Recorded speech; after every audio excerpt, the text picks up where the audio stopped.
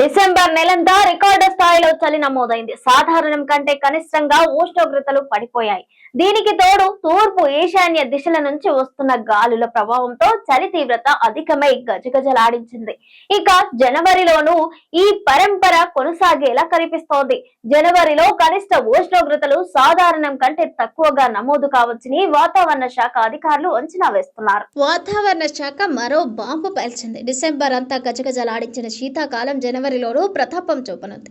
గత 2-3 రోజుల నుంచి కాస్త చలి తగ్గినప్పటికీ మునుముందు రోజుల్లో చలి తీవ్రత పెరగనున్నట్లు వాతావరణ శాఖ తెలిపింది. ఈ క్రమంలో ఆంధ్రప్రదేశ్ ఉత్తర కోస్తా యానంలో దిగువ ట్రోఫో ఆవరణంలో వాయువ్య దిశగా దక్షిణ కోస్తా రాయలసీమలో ఈశాన్య తూర్పు దిశల్లో చలిగాలులు వీస్తున్నాయి.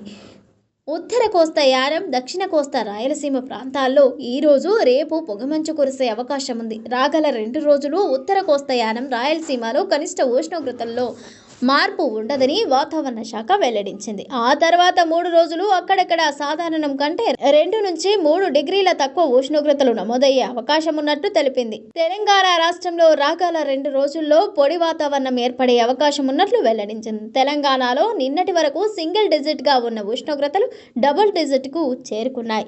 కొంతమేర చలి తీవ్రత తగ్గుముఖం పట్టినా మునుముందు అప్రమత్తంగా ఉండాలని హెచ్చరించింది. ప్రస్తుతం రాష్ట్రంలోని ఆదిలాబాద్, హన్మకొండ, హైదరాబాద్, జగిత్యాల, జనగాం, జయశంకర్, భూపాలపల్లి, కరీంనగర్, కామారెడ్డి, కొమురంభీం, ఆసిఫాబాద్, మెదక్, మంచిర్యాల, ములుగు, నిజామాబాద్, సిద్దిపేట, రంగారెడ్డి, వరంగల్, వికారాబాద్, జనగామ జిల్లాలకు వాతావరణ శాఖ ఎల్లో అలర్ట్ జారీ చేసింది.